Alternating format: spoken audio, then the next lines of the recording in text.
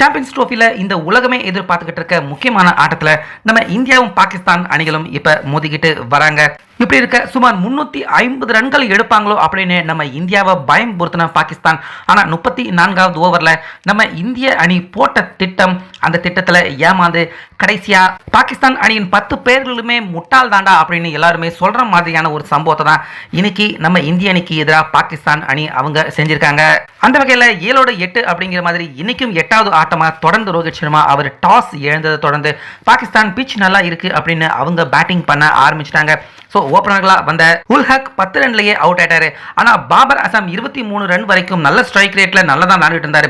ஆனால் ஹர்திக் பாண்டியா போட்ட அன்பிளேயபிள் பாலில் கேட்சை கொடுத்து பாபர் அசாம் அவுட் ஆக அந்த இடத்துல ஷகில் கேப்டனான ரிஸ்வான் 2 பேருமே நாங்கள் பாகிஸ்தான் அணியின் ரன்னை உயர்த்தாமல் விட மாட்டோம் அப்படின்னு ரொம்ப நிதானமான பேட்டிங்கை வெளிப்படுத்த ஆரம்பிச்சிட்டாங்க. உதாரணத்துக்கு முதல் 50 ரன்கள் 58 பந்தில் எடுத்த பாகிஸ்தான் அணி அடுத்த 50 ரன் எடுக்கிறதுக்கு 98 பந்துகள் பாகிஸ்தான் அணி எடுத்தாங்க. அவ்வளவு ஸ்லோவா அவங்க பேட்டிங் பண்ணதால ரன் ரேட் குறைஞ்சது மட்டும் இல்லாம இவங்க விக்கெட்டை சீக்கிரமா வீழ்த்தலைன்னா நம்ம இந்தியாவுக்கு ரொம்ப பெரிய பிரச்சனை ஏற்படும் அப்படிங்கிற நிலைமையும் நம்ம இந்தியாவுக்கு ஏற்பட்டிருந்தது.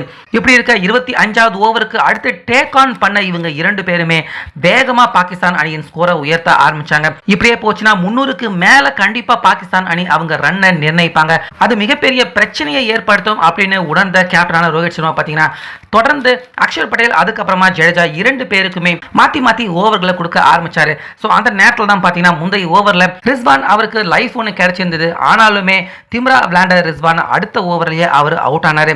ஸோ அப்பயாவது மறுமுனையில் நின்ற ஷகில் நம்ம தான் செட்டில்டு பேட்ஸ்மேனாக இருக்கிறோம், நம்மளும் அவுட் ஆயிட்டோம்னா ரன் ரேட் பயங்கரமாக அடி வாங்கும் அப்படின்னு உணர்ந்திருக்கணும். ஆனால் ஷகில் அவரும் திமிராக அதாவது செட்டில் ஆகிட்டோம் அப்படின்னு 6 அடிக்க ட்ரை பண்ண இவங்க 2 பேருமே அடுத்தடுத்த ஓவர்களில் அவுட் ஆகி அவ்வளவு நேரம் செட்டில் பேட்ஸ்மேனாக நின்று ஒரு நல்ல பொசிஷனுக்கு பாகிஸ்தான் அணியை கொண்டு வர்றப்ப அடுத்தடுத்து அவுட் ஆகி மீண்டும் பாகிஸ்தான் அணியை குழிக்குள்ள தள்ளிட்டாங்க. ஸோ அதுக்கப்புறமா வந்த பேட்ஸ்மேன்கள் யாருமே சொல்லிக்கிற மாதிரி விளையாடல. ஒரு மாதிரி கொஞ்சம் 4-6கள் அடித்தாலும் அடுத்தடுத்து விக்கெட்டுகளை இழந்துகிட்டே இருந்தாங்க.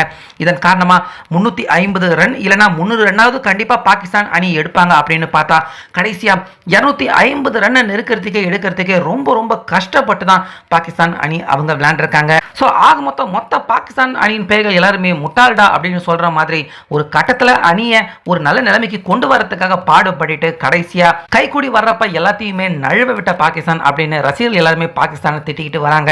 ஸோ அந்த வகையில் இந்தியா இந்த மேட்ச்சில் ஜெயிக்கிறதுக்கு ஓரளவுக்கு எடுக்கக்கூடிய டார்கெட்டை தான் பாகிஸ்தான் நிர்ணயிச்சிருக்காங்க. ஸோ இந்த ரன்னை நம்ம இந்தியா பேட்டிங் பண்ணி எடுப்பாங்களா? உங்கள் கருத்தை சொல்லுங்கள்.